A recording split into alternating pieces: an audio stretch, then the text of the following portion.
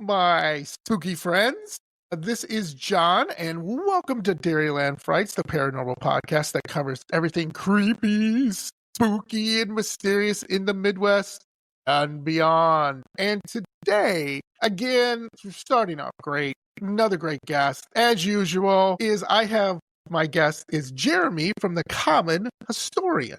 Thank you, Jeremy. Well, I'm very happy that you invited me on. I'm excited to be here. Yes, and I love Jeremy's stuff. That's why I wanted to get him on. And I always say I'm a history nerd. I love history and history of, what do you want to say? The paranormal or however you want to put it, just history in general. I just love. So that's why I was thinking I have to have Jeremy on. So Jeremy, can you explain to my spooky friends, hey, what are you about? What is your podcast about? What do you talk about? Things like that. Oh, well, the Common Historian, my kind of catchphrase is where history meets the supernatural. So it's very broad topic overall. I interview investigation teams, different location owners. I also bring in some people that are kind of historians, and we talk about some of the spooky stuff. We have,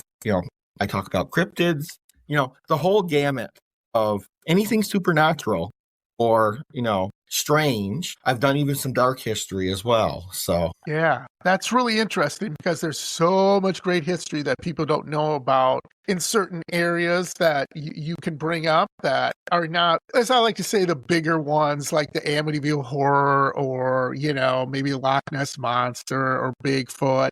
There is a lot of really cool stuff out there that people are like, hey, I never knew about that. Tell me more about that. So, Jeremy, can you tell me what was like your first paranormal experience that you had that kind of, I don't know, brought you into the paranormal and the love of history? Well, I've always loved history through, even in school and, in college, I was going to be a history teacher. And so I got a degree in history, but then, I ended up going to where I currently work. I work for an ed tech company as a national sales manager. But in that, before all of that, my first kind of spooky experience would be, I think it was about 21 years ago. Ish, me and my wife lived in a haunted house for about 2 years. And, it's not as dramatic as some, it's put on TV. After a while, you do just kind of get used to it. There really wasn't anything, well, there might have been something a little not demonic, but, not friendly in the basement. But the rest of the ones in the house were really, they were there. And, they made themselves known from time to time. We would see, there were shadow people. I saw full body apparitions. We would hear babies crying, phantom babies crying. Also, would sound like we were watching TV one night and we could hear, it sounded like people dancing up on the second floor. And different things, phantom footsteps. With that, one day I was waiting, I used to carpool with someone and I was waiting for them to pick me up. It was like probably 5:30, 6 o'clock in the morning. I was out in our garage and it was in the middle of the winter. There was snow on the ground. So I was standing there waiting. And all of a sudden I heard footsteps like coming up the garage. I was standing in the garage and there's a side door and it sounded like he was coming up to the side door. So I opened the door to look, at 5:30 in the morning, no one should be walking, on the side of the garage. And there wasn't anything there, but I heard footsteps. And this happened a few different times. So it was, that was kind of freaky. A lot of times, I think when we moved in, I think the first thing that happened was the baby crying. That's the first thing that we heard. And, my daughter was only a year old, but she was in the room with us and there was no other babies in the house. So it was, it was a little strange, but in the end, we really just got used to it. It wasn't like on the TVs where they were running out of the house, scared to death. Yeah. Yeah. And that's funny that you mentioned that because I've interviewed numerous people who've lived in a haunted house. And what's exactly what you said. It's not what you think. It's you get used to it, which I always find odd. Yeah, but, it does feel odd. Yeah, I mean, people have told me things like, they come home and all the cupboards are open, or there's like maybe a kind of like a mess in the laundry room that they don't really remember doing, or they hear some voices while they're trying to sleep, or, but it's not every night. Isn't like constant bombardment. No. No. Yeah. Let me ask you this. Did you ever look into the history of your house? I looked a little bit. I know that the previous owners were a little old couple, which makes sense because one of the apparitions that I saw multiple times was of a little old lady. And I think it was near Christmas one year, I went into our bedroom and I thought it was my wife's grandmother lived with us for a while. And I thought it was her, looking over the crib to my daughter's crib. And I walked in and I said, "Oh, Grandma, you're checking on Jasmine?" And I looked again and they were gone. Grandma was in the bathroom. She wasn't in the bedroom. But I saw it was a full body apparition of a little old lady. Wow, that's fascinating. I love that, And you said in the basement there might have been something lurking down Yeah. there that wasn't so great. What was your feeling? Why did you think that? Well, of course, the story I always tell is going down about 2, 3 in the morning. The breaker box, of course, is an older house. The breaker box is in the basement. And of course, it's on the other side of the basement. Like you come down the stairs, and you have to go all the way across to get there. And the only light is a pull string in the middle. So at 2, 3 in the morning, my wife sent me down because I can't remember what breaker went off, but she needed whatever it was that went off, she needed to eat. So I went down, and as soon as I got to the bottom of the stairs, I could feel it got colder than the normal basement. And I think this was during the summertime too, so it shouldn't have been overly cold down there. Sure. And all the hair on my back of my neck stood up, and I knew immediately there was something. I was like, "Oh, great," to myself. Yeah. So all I had was a little flashlight. So I kind of ran, pulled on the light. Now, in the basement, there was a part of the basement where the washer, the pipes for the washer ran underneath the house, and there was a hole. And that's where I felt like I was being watched. I didn't see anything, but I could just, if you get that feeling that something is like watched, But I ran, turned the light on, went and flipped the switch, turned the light off, ran back up. But when you went down the basement, there was always a different feeling. So there was something, not overly nice, I think, down there. Yeah. Now, context also, the house sits between, right next to a Catholic church, their church hall, and the church cemetery. And it's one of the older cemeteries in the town. Yeah. So I think some of the activity came from the cemetery. Sure. And I couldn't prove it, but I believe that they might have also, I know back in the early, 1800s, early 1900s, they would do viewings in the home as well. So I'm wondering if there's something connected there as well, too. Yeah. So people, excuse me, what was weird back in the 1800s, like Jeremy was saying, was the fact that you would take, your Uncle Joe died, and you would bring the casket in your house, in your living room, and put it in there. Might be there for a day or two. And you would come in, and there'd be Joe right in the living room, dead. And you're just kind of going over things with Joe, and you're eating and sleeping right near Joe. That was weird to me, but it was very common to have a loved one in your house, full display, dead. Yep. And that to me is weird, right? We find that is weird today, right? Unless they're in an urn, right? Let's say the person's been cremated, that's a little different. Because you can, you bring the urn back and everyone can, see the urn. But this was, hey, there's Uncle Joe. And maybe he hasn't been, fully done up yet by any of the people at the funeral parlor or anything like that. So, yeah, you kind of getting it, full on, whether you like it or not. And little kids, everybody would be in there. So it wouldn't matter. It's just a sign of respect, right? It was just a very, very strange thing in time. So yeah, I mean that's really, it's interesting. That's a part of history, but it's also uh, a little unnerving, right? That dead person was in your house Yeah. and maybe for a couple days. So interesting, right? Yeah. Yeah. It was very common back then. So, that's what I believe. I couldn't, like get any, records proving that, but that's where I think the connection comes from. Yeah. Yeah. So when you sold the house, you have to tell me, be honest, Jeremy. Did you tell the buyers it was haunted?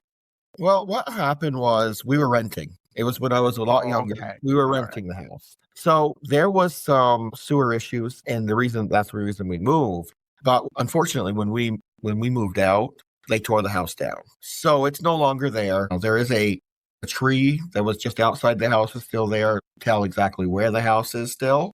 Okay. But that, the house itself is gone. I always say I'm going to go and someday and just see if that, because, I don't think it was the house itself. I think it's the land that was, that was haunted. So I wonder if that area, even though there's no house there, is still active. Right. Yeah. Yeah. And that's very common too. For people who have told me their house and then they went out and found some gravestones near the end of their property, broken down ones. You know what I'm saying? They're all busted up from, well, I don't know, maybe the 1800s, 1700s, something like that, where they had a really older home. And it was, again, some people would be buried on their property. Yeah. That was not illegal at certain times and places in the world to do that if you had specific, permission, or now you can't do it. At least No. I don't think you can. No, I don't think you can. But yeah, but again, different time period. That's why I love history. So we can be like, well, at least, grandma was not in the middle of my living room while everybody's eating. I don't think I'd really like that very much. I don't know about you, Jeremy, but I'm not signing up for that one. So let me ask you this, Jeremy. We both love history and everything. Do you have maybe a favorite story that you've talked to people about on your podcast that you're like, wow, that was really interesting. I didn't know that. Anything like that you can share with me and my spooky friend? Let me think. I think that the story that comes to mind would be, one of my guests that have shared with me would be, I don't know if you've heard of the Greystone Mansion in New York. It's near the Erie Canal, and it has a storied history. And Heather, the owner, she actually sent me like the lineage of owners and their history and all of that before the podcast, which was fascinating to read. But she was also telling me this, the house has multiple layers because there is some of the people that have lived there, in the past, but also on the property, and they have found a Native American burial mound as well, and also, Heather, hopefully I remember this correctly, they have, like, when they were building the Erie Canal, the encampment, the people that were building it were encamped near her property or on the property, and they have found activity in that area too, tying back to those Erie Canal builders, which was fascinating to me. I didn't realize that. And I know that I'm in New York. We have quite a bunch of Native American burial grounds and lands, so that really fascinated me as well. I'm hoping to get her back on to kind of get an update, as we had chatted about a lot of things. They had a lot of stuff that was going on. Yeah. But yeah, that was kind of probably one of the stories that I can think of right off the top of my head.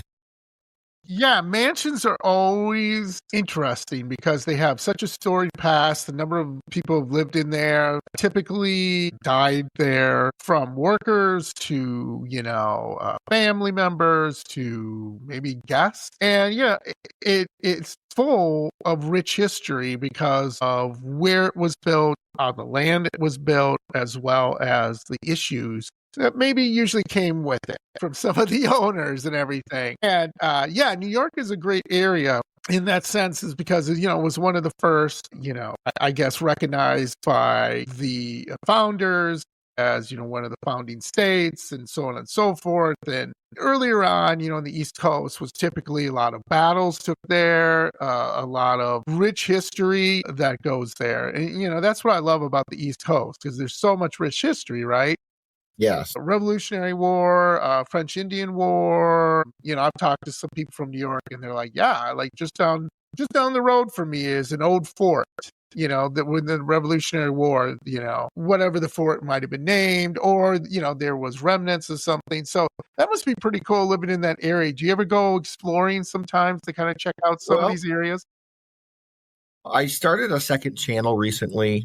It's history based. It's I not paranormal.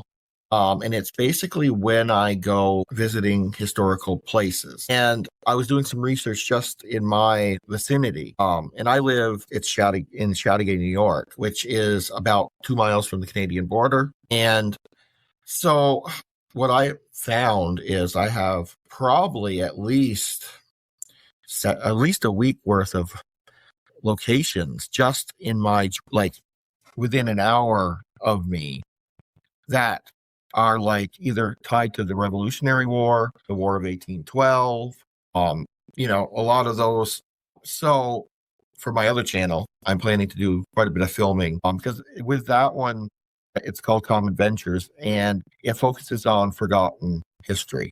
So like I did go to, in Plattsburgh, New York, they have a anchor from the War of 1812, the Battle of Plattsburgh. And I did a little, you know, short on it to kind of kick off my channel. And that one did very well, I thought, for the first video of it.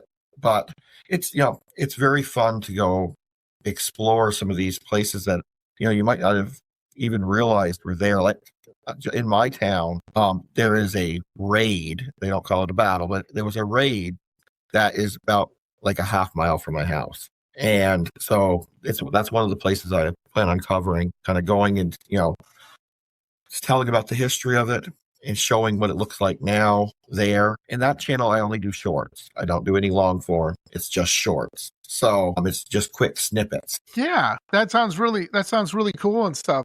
And like near where I live here in Wisconsin is where a lot of Indian wars were fought around my area. So like a couple miles from my house is the Black Hawk War, where, you know, settlers and part of the Wisconsin militia met a Black Hawk Indian tribe, and they had wars in this area. And it's right down the road from me. And that's what I love about history is like, it's nice to hop a plane and go to Washington, D.C. or New York or wherever, right?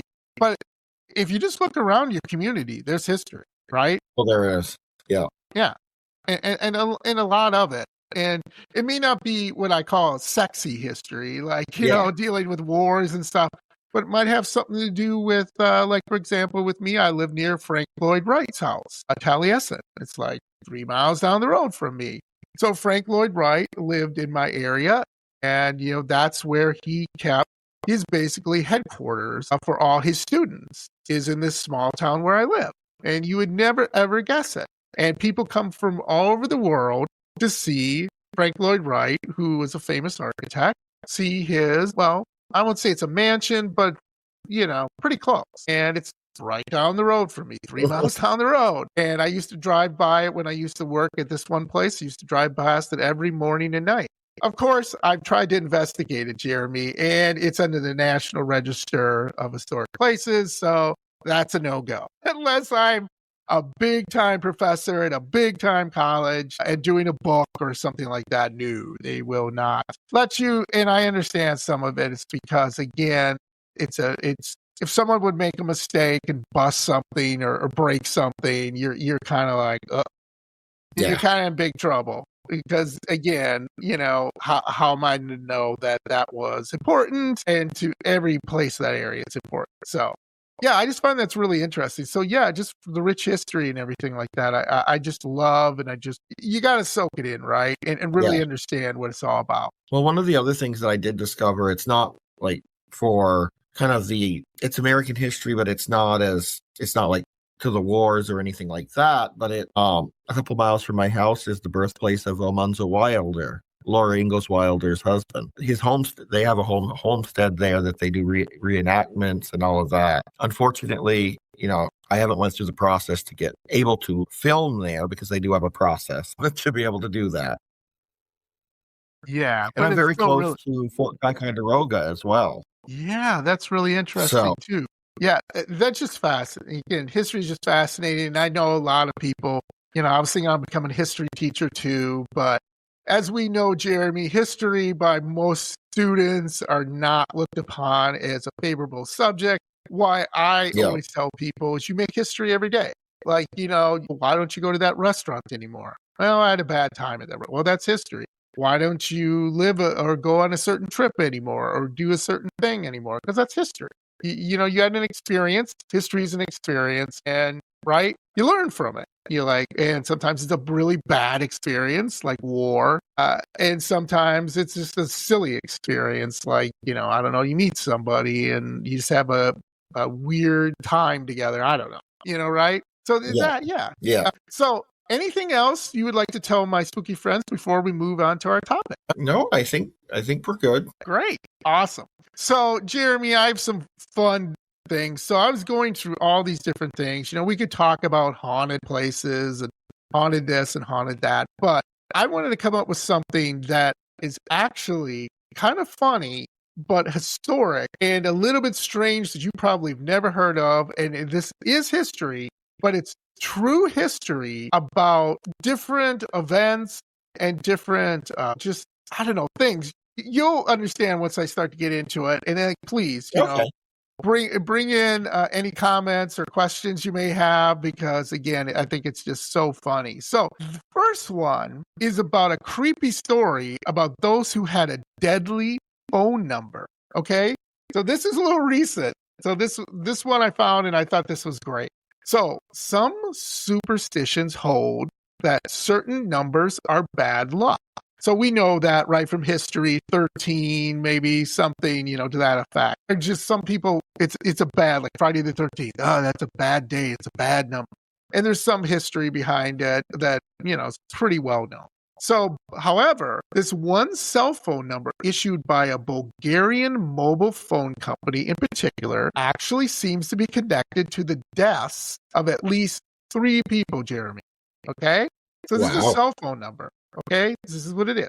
All of whom have had used the same number before their ominous deaths. Cell phone numbers killing people. This is why I love this. So whether it was a coincidence or not, the unlucky number, and I will tell you this is no longer in service, so don't try to call it, folks. And if you do, if something happens to you, Jeremy and John here are not held liable. Okay, so the number is 0888 888 888. Okay, that's the number. Okay, has since become synonymous with deadly bad luck. The first victim, in fact, was the former CEO of the mobile phone company. The exact mobile phone company, okay, had this number. His name was Vladimir Grashnov. He died of cancer at the age of 48 in 2001, shortly after receiving the number from his former company. Okay? Now, rumors suggest that the real cause of Grashnov's death was that he was slowly being poisoned by a competitor. Okay? So this is a phone company. I don't know if you would add something to this, Jerry. Was poisoning him that gave him cancer. So what do you thoughts on that? That's kind of interesting. It is interesting. I know how plausible that is, but that is quite interesting. I'm not really sure. Yeah. So we both work in business, right? How would you like to know if someone was poisoning you over business? Yeah, I guess some businesses do get quite competitive. I don't know if, you want to kill your competitors, like literally. Like literally. Yes. I mean, I don't think you want to do that, but here we go. Yeah. So they thought that this was another crime. In other words, it wasn't the number. However, 2 years later, the alleged curse hit the next victim of an unlucky mobile phone number. Konstantin Dimitrov. He was a Bulgarian mafia boss, and he was gunned down while having dinner with his model girlfriend, who was killed at the age of 31. So they were both 31. Investigators obviously suspect it was a hit job by a rival drug boss. However, he had the same number, Jeremy. The same exact number. On his mobile but phone. I don't know if it would really be the phone number, because if you're a mafia boss, I think a lot of times there's probably multiple hits out on you. Right. But it was really interesting. They both, a high-level CEO and a high-level mob boss, both had this phone number. Both were killed at the relatively young age of in their 30s and 40s. So the third and final victim was a guy named Konstantin Dashailov. And he was shot to death while sitting down at an Indian restaurant. And he had the same number. And again, he was engaged in the criminal underworld, and he was a crooked businessman who operated a secret drug trafficking operation. So again, all these people do have things with crime. So you're kind of thinking, well, maybe the CEO did too. You're like, huh. Okay, now it might strike the observer of this true scary story that these high-profile victims were likely have died with or without the number, right, Jeremy? Because these are like drug trafficking, they're in crime. But the fact is, the company decided to pull the number out of circulation, yet the creepy stories of this deadly number live on to this day. So they pulled it out of circulation after 3 people were killed. And 3, well, obviously criminal people, but still they were killed that each had once given that number. By the way, you might ask, well, when did this happen? A year, 6 months, right? 2 years? No, this happened within a month of them getting that number. So it happened pretty quickly. You know what I mean? Now, again, everyone can argue that maybe, for months and months and months, these guys were going to die anyway. But don't you find it odd that they all get this number and then all of a sudden they're killed? So. Yeah, that is something. There could be something to it. I'm not saying there wouldn't be, but I'm not convinced. Yeah, you're not convinced. I agree. But what do you find? Do you think it was right for the cell phone company to pull the number and it's no longer in circulation? Do you think they overreact? Maybe a little, but they're probably thinking liability on their end. Something if they could actually prove, someone could actually prove that it was, that it could come back on them some way. So, possibly pulling the number was the best route to go. Yeah, exactly. And here's the thing, not that I want this to happen, but let's say it was given to like me or you. We're just normal guys. Not at least, I don't know you, Jeremy, but I'm guessing you're just a good old guy like me, and we're not sex trafficking or whatever, right? I'll admit I'm not. I'm just a dude. I'm really boring. Yeah. So I work in sales and marketing too. So, promise I'm not doing anything other than maybe lying to you sometimes about sales. Salesmen don't lie, though, but maybe we stretch the truth a little bit. Let's just say that. We'll get that to you in 2 weeks. Hey, it's 2 weeks. I don't have my thing. So, but again, we're not killing anybody. We're just, trying to get that sale. That being said, like, what if they gave it to guys like us? And I'll ask you this, and then one of us died or both of us died. What do you think then if it was just a normal person and this happened to them? Then, maybe I'd be a little more convinced. It would be a little bit, especially if it's like 5 people now. Right. It started to become a pattern, and no one that's had no one that's had the number has survived. That might, I don't know, it's hard. Right. But you can see the company doesn't want to do that because they're like, we're up to 10. I think there's a problem here, right? So I get why they pulled the number, because I think they were starting to think like, if this gets worse, we're in big trouble. But how would you prove that in court too? How would you like to be a lawyer and be like, this Trying number to prove that. killed my, mom. Like, Yeah. okay. I laugh at it. I'm not trying to laugh at it, Jeremy, but Yeah. let's be honest. It would be a little silly to be in that jury and someone tells you a telephone number killed your mom. You'd be like, huh? Yeah. It'd be a Yeah, it little would silly. be. It would definitely be. Yes, exactly. So the next one is about a telephone too. And it was weird that this came up. It was a weird coincidence, Jeremy. And maybe you've heard about this. There at one time was the Tucker telephone torture device. Okay. Now you're saying torture device. What am I talking to my wife? And she's nah, just picking other wives. She's bugging me, nagging me about something. That's torture. I just kidding about the wives. I love them. Anyway, so this is weird. And tell me if you've heard of this or something similar, Jeremy, because I've never heard of this in my life. So this is a true story about life inside America's jails. The Tucker telephone, it was surely the most awful torture device ever created. And I'm like, really? But when you read about this, this is crazy. So, and for inmates who are doing time at the Tucker State Prison Farm in Arkansas in the early 1960s. So I thought this was from like the 30s or 40s. No, this is 1960s.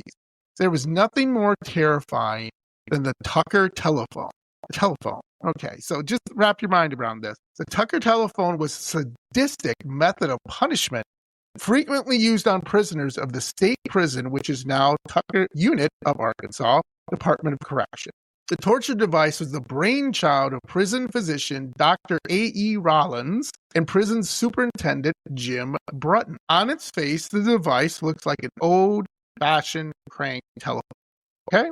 So just, I know I have younger people in my audience who are like, what? Crank telephone? What's that about? So it's a wooden box, has a little crank on the side.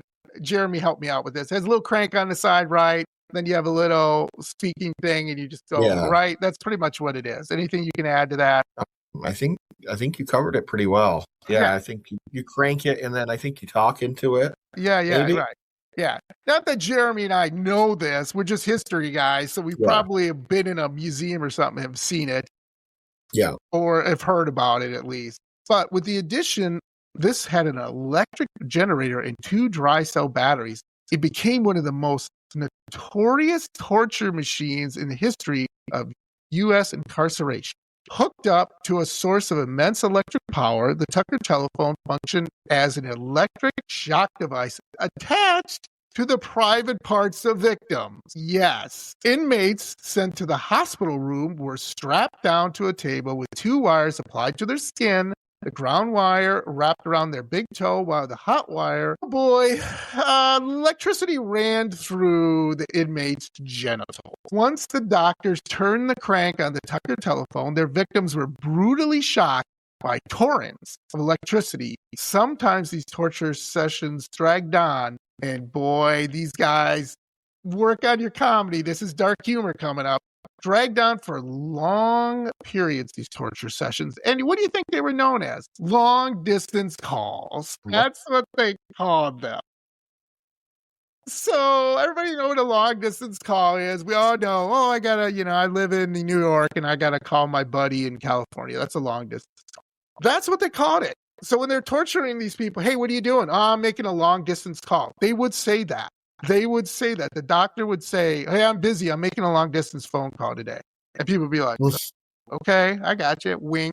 Like, what? The sheer barbarism of this punishment method was described in Tim Merton's shocking 1970 book, Accomplices to the Crime, the Arkansas Prison Scandal. Oh boy. In long distance calls, several charges were inflicted of a duration designed to stop just short of the inmate fainting. Sometimes the telephone operator's skill was so defective and it sustained not only caused the inmate to lose consciousness, but resolved in irreparable damage to his testicles. Ooh. Actually, many of the prisoners not only ended up permanent organ damages, but also suffered from mental illness following the torture. So what do you think of that? A telephone causing that much pain. I'm not sure how. Well, of course, it was back in, you said the 60s. So, yes, there wasn't as much. There was some regulation, So, But, it sounds like they were kind of, they were covering that up. So, yeah. I've had the kind of like the electrotherapy on my shoulder Yep. before, and that's only I couldn't imagine. Yeah. I couldn't either. I couldn't either. And Did- now you may ask, hey, this was used for prisoners who were probably really bad and really evil, right? No. If you looked at a guardrail, they would put you on this thing. If you didn't finish your lunch, they'd put you on this thing. If you, I don't know, was mopping something and you did a bad mop job, they would put you on this thing. So it just wasn't for people getting into fights or stabbing or blah, blah, blah. No, it was little thing.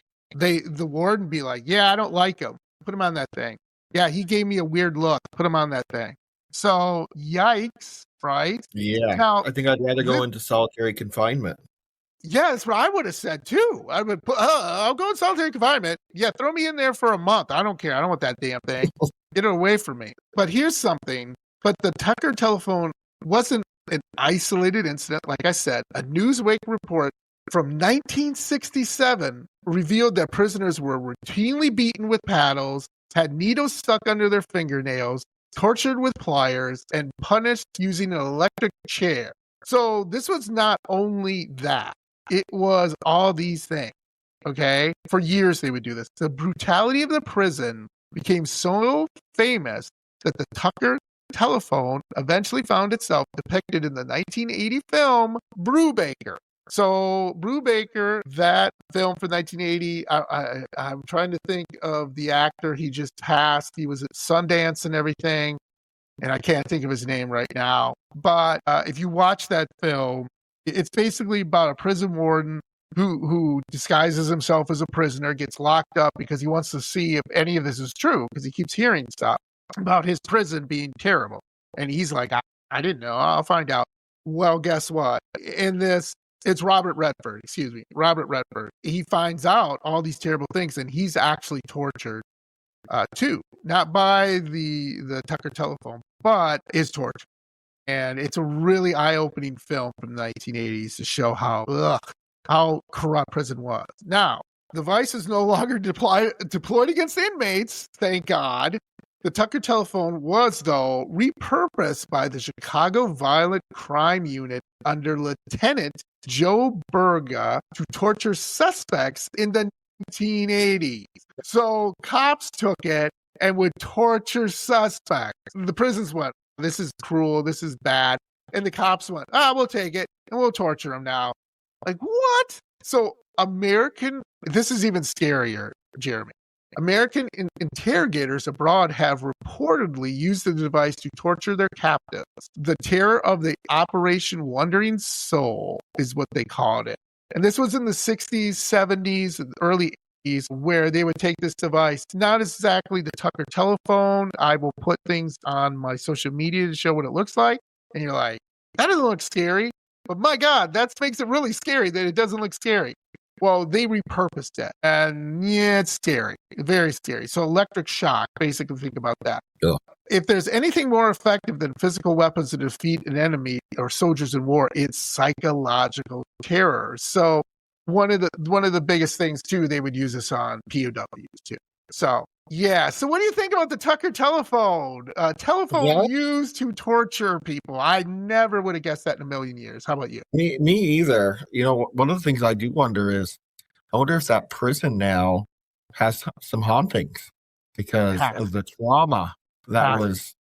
Yeah, it has to. It has to be haunted. With all that energy from the torture. Yeah. Absolutely. And, these poor prisoners, and I say poor prisoners because not necessarily they're all poor guys that, there's some are evil and they deserve what they get. Yeah. However, there's sometimes maybe a guy wrote a bad check. Maybe a guy had a bad day and got in a fight at a bar. Maybe, drunk driving. Yes, you shouldn't drunk drive, but you made a mistake is my point, right? You made one stupid mistake. And now, guess what? You are in this room with this torture device strapped to your testicles, and now maybe you're out in 4 years, right? And you want to start again and you want to start a family. Nope, You're done. Yeah. There's no way these guys would have had kids. Couldn't have. And if they did, it would have been, I don't know. So there you go. There's something to look into. If we want to find that out someday. Do more deep dive into this thing. I just found it fascinating. Yeah, so, it is. Anything to add before we go into the next one? No, I wonder who else is now using that. I wonder if not just the police, but I wonder if the higher ups in the CIA or Homeland Security might be using that now as well. Yikes! So they're not going to tell us that. Be careful out there. That's all I have to say.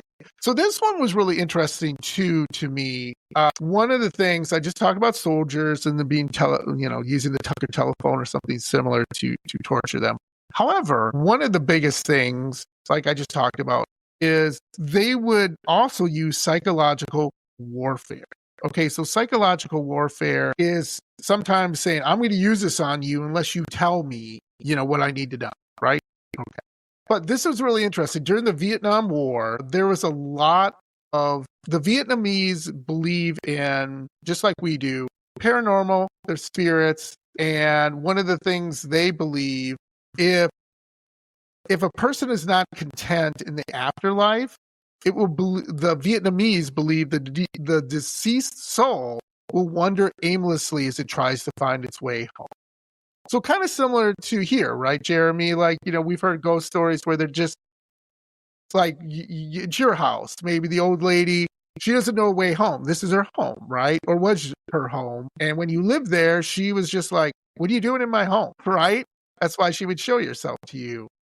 Do you believe in that? Do you think that's true to a certain extent? Why ghosts stay in a specific place? Yeah, I think that I do believe in that. I think that, they think it was their home in life, or they don't even realize they are actually past. They might just be going about their normal day, possibly. But I do, I think in some places, I do believe that there's a lot of residual hauntings as well. Yeah. So I think that places like Gettysburg, I think that a lot of that is residual, especially on the battlefields. Yeah. And then, the ones that the haunted house I was in, I don't think they were residual. They were intelligent. I saw enough where, I don't believe it. I don't think if maybe the baby crying was residual, that could be, or the dancing, but some of the other stuff I really think was more of the intelligent haunting. Yeah. Wow. I love that. That's really interesting take on that, because again, there's a difference between residual haunting, as we know, is like every morning, 3:00, a little boy shows up at your bed. He's right on the dot, boom, there, sits at the foot of your bed. Intelligent haunting is maybe that little boy takes your blanket and moves it, right? Or tries to communicate in one way or another, and whatever that might mean. So that's kind of the difference. So that's interesting. That'd be fascinating to live in a house like that. My wife wouldn't like it, but I would think it's pretty cool. So getting back to this, so U.S. forces in the Vietnam War were aware of the belief that Vietnam people thought, these spirits are just going to wander aimlessly. So Vietnamese people they worried that, they'd be killed and they would die far from home and not be able to be properly buried in their village anymore. U.S. took advantage of this. And what they did was they had a tactic called the Operation Wandering Soul. So it was a freaky psychological scare tactic developed by, like I said, U.S. forces. And it was about the 6th Psychological Operations Battalion, or 6 PSYOPs. So PSYOPs in the U.S. Army is basically what they're designed to do is mess with your head. And they will drop pamphlets like in World War II saying, the war's over, or you're going to lose. The Germans would do that too. Hey, you're fighting for a lost cause. And they would drive these pamphlets everywhere. Or they would have radio shows where they'd be like, you're part of a losing army. And it just messed with the soldier's head, right? And caused problems. So what they would do is in the jungle, this 6 PSYOP would broadcast disturbing moans of disembodied voices throughout the jungle when the battles took place. These fake tapes were played on series of loudspeakers or dispatched from overhead planes. For many Vietnamese soldiers, hearing the cries of supposedly lost souls piercing through the dark was nothing short of terrifying. So imagine that. You're in the jungle, Jeremy. Yeah, I could see where that, that would really work on them, because they have a deep belief system from what I understand in that. And, they might not understand that they're, it's not real. They might, they're going to think that, oh, that's one of my ancestors or one of my family members or one of the soldiers that have passed, and they weren't properly buried or, anything. So they're coming back. Yeah. Yeah. And this is some of the fake ghost messages that would play. I thought this is interesting. So one of them would be to give up the fight to Vietnamese soldiers. Don't end up like me. Go home, friends, before it's too late. So they would hear this, whoa, then they hear, don't end up like me. Go home, friends, before it's too late. I just think that's hilarious. You're like, what the hell? And let me see if there's another one here. My friends have come back to let you know that I am dead. I am dead. So they would hear these voices coming through here saying that. Now you're thinking, really? They're going to believe that? They believed it. Most of this worked so well in certain areas, the soldiers would just drop their weapons and run. They would just leave. And now, did it work enough to change the war one another? No. But in certain areas, yes, it was very convincing. And a lot of soldiers did not fight. They just ran and deserted the army because they just thought they don't want to wind up wandering in the jungle all the rest of their life, And of course, none of it is true. But again, I'm going to say the same thing. Jeremy, you're probably going to agree with me. Oh, those jungles are haunted, right? They have to be. Vietnamese jungles with all that fighting? Come on. Yeah. Of course it's haunted. They probably don't get talked about too much, but, there's other forests around the world that get a little more credit for being haunted. Yeah, absolutely. Absolutely. So the last one is, which I think is really interesting, and this is a real place. This one is in Colombia, and it's gorgeous. All right. And it's called, you might have heard of it, something maybe, Jeremy, you want to take a deeper dive on in your history. It's called the Hotel del Salto. And what it is, this beautiful hotel built on a cliffside. So it's near a waterfall. So it's like this hotel, and then there's like a waterfall off to the side, just breathtaking views of the jungle, breathtaking views of the waterfall. However, it is known as Colombia's Cliffside Suicide Palace, and it is no longer in business. So, spoiler alert, folks. So, thrill seekers traveling to Colombia will likely be attracted to the true scary stories surrounding the Hotel del Salto, a former hotel, but it is turned museum, purported to be one of the most haunted places in the country. Hotel del Salto, which translates literally Hotel of the Leap. That's what it translates on. It has allegedly been haunted since it's first constructed as a mansion in 1923. And then, like I said, eventually became a hotel. Now it's a museum. It was designed by architect Carlos Tapis, who was inspired by a French architectural aesthetic, which was popular during the time. Its location overlooking the famous Tuquandama Falls give the mansion breathtaking views, but according to creepy stories, the falls may also have the source of alleged hauntings. The mansion was the scene of many lavish parties, and by 1928 was turned into a popular hotel. But then the horrific tragedies began. Hotel patrons inexplicably leaped to their deaths out their windows. At least one homicide took place there when a guest, brutally murdered a young socialite in one of her rooms, splattering the walls with her blood. Ooh. Meanwhile, guests of the notorious Hotel del Salto claimed to witness spooky apparitions that have appeared around the hotel at night, including the ghost of the murdered socialite. In local legends, Tuquandama Falls is said to have been where many indigenous Muisca tribe escaped from the Spanish colonizers by leaping off the nearby cliff centuries before. Though the native legend says the Muisca jumped off the cliff, thus surviving the brutal plunge. If you see this waterfall, if they survived that plunge, they're pretty strong people. Locals believe the land has since been cursed by the Muisca, because of whom may have not survived their attempts to escape the Spanish invaders. Even after it was shuttered in the 90s, scary stories about the hotel continue to emerge. Some claim that loud screams can still be heard from the abandoned hotel. Additionally, they say that the constant mudslides on the road to reach the property and the stench of the heavily polluted river water further prove paranormal activity on the ground. Today, the once rundown hotel has been converted into a sleek and stylish cultural museum. Curious visitors can tour the former hotel, but only, remember this, folks, during business hours, which end at 5 p.m., well before, they say, the ghost appear. So, why people would be jumping out of their hotel rooms for no reason at all, and why people have been murdered there, could be because of the indigenous tribe. What do you think, Jeremy? It's possible. I think that when you first, I think I had heard of this vaguely.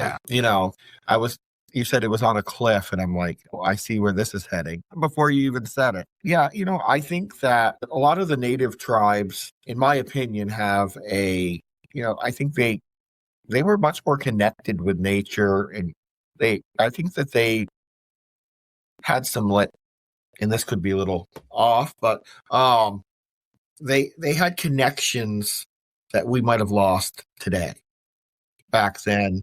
And, a curse could possibly, I do believe that, that could be that land is cursed, and, it's making people just randomly jump out the window off a cliff. Yeah. Wow. And that's scary. It's scary enough. What I find kind of funny, again, and sometimes I find the humor, a lot of times I find the humor in paranormal, is ghosts don't show up 9 to 5. You're in the museum, right?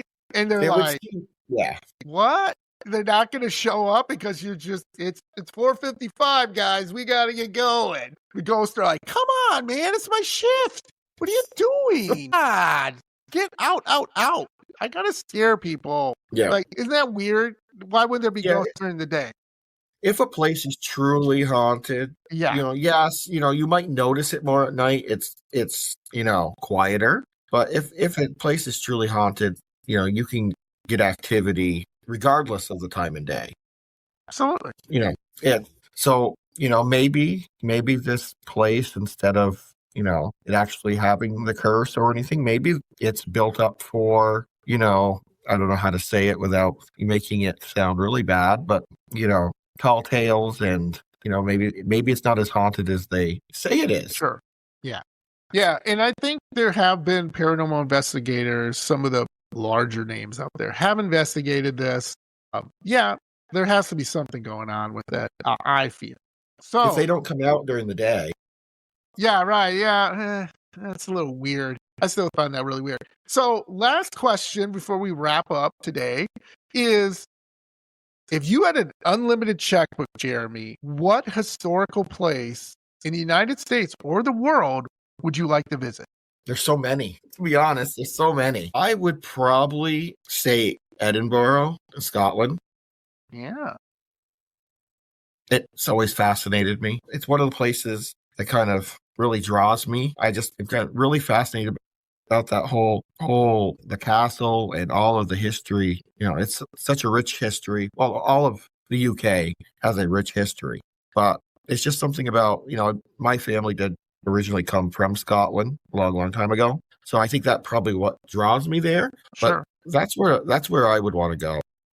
Yeah, I love it. My answer never changes, Jeremy. Transylvania, Dracula's castle. That is on my bucket list as well. But yes. I had a guest on my show who actually went there, and they told me, yes, John, you would love it there because it's not touched by too many, I don't know, it's not overly touristy. You know what I'm Yeah. saying? Like there's like cobbled paths still. There's old towns with buildings from the 1600s or earlier. They don't. It's not a destination place per se, unless you're like us, who are like, oh, my God, I gotta see this place. So the castle is still relatively still together, and still, they still do work on it and renovate it and make sure they keep it up because they're proud of it. Like the people in that town are proud of it, and Yes. even though it's tied to several, I don't know, negative moments in history like Vlad the Impaler and some other things. I mean, that's not good, but it's in the sense of they go like, well, it's part of history and you have to know it. Like it's not the greatest, but it's still something you cannot forget and you shouldn't And I forget. think isn't there a haunted forest near there as well? Correct. Yep. The name has. Yeah. I can't think of the name, but I know that it's attached to that whole area. Yeah. Yeah. And yeah. Locals won't go in there at night and all that good stuff. Correct. Yeah, and they do believe in vampires there. They totally believe in vampires. They're not like, oh, like in the movies, oh, there's a vampire, kind of thing. No, it's nothing like that. It's like, yeah, we saw things. We can't really tell you that it's not, but we can't tell you that it is or not or whatever. It's up to you. Take a decision. So, and like I said, it's a pretty pristine area because Hollywood ruined it because they made it's always foggy and dark and no. Folks, go and Google, look it up, look at some pictures. You'll be like, oh my God, that's absolutely gorgeous. Like, what are they, but it's Hollywood. So separate the art from the artist, right? It's a scary place because at one time was a scary place. But doesn't mean, there's plenty of places around the U.S. that were scary places like Gettysburg. But how many people go there every year to see that, even though it's some of the worst and most bloodiest fighting ever in war, in warfare history? Again, that's where I always want to go. Well, maybe one of these days I'll convince my family to go with me. If not, I'll go myself. I've already told them that. And they're like, okay, I'll grab one of my buddies and we'll go. Yeah. But anyway, yeah. So thank you so much, Jeremy. This is a blast. I hope you do not ever get hooked up to the Tucker telephone or get a bad cell phone number or, anything like that where you hear voices coming out of your woods near your house telling you that you're going to die and, you better not die here because you're caught here. So hopefully none of those things happen to you. Yeah, hopefully not. So if you want to tell my spooky friends where they can find you and what's coming up, check you out. Okay. Well, you can find me, The Common Historian, on YouTube. I'm also on Instagram, TikTok, all the socials as well. Event wise, I will be attending the Vermont Horror Fantasy and Sci-Fi Expo, April 25th and 26th. It's in Essex Junction, Vermont. So I will be there. Also, I will be doing my first ever overnight investigation. Because before this, I'm currently just been interviewing people. Well, I'm going to be going with the Misfits Paranormal crew May 16th. And we're going to be going to the Wildwood Sanitarium in Santa Monica, New York. So, actually, it's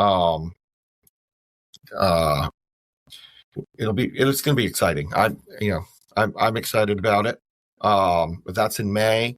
And then, my podcasts come out twice a week, Wednesdays, 5 p.m. Eastern on YouTube, and also Saturdays at 6 p.m. Eastern.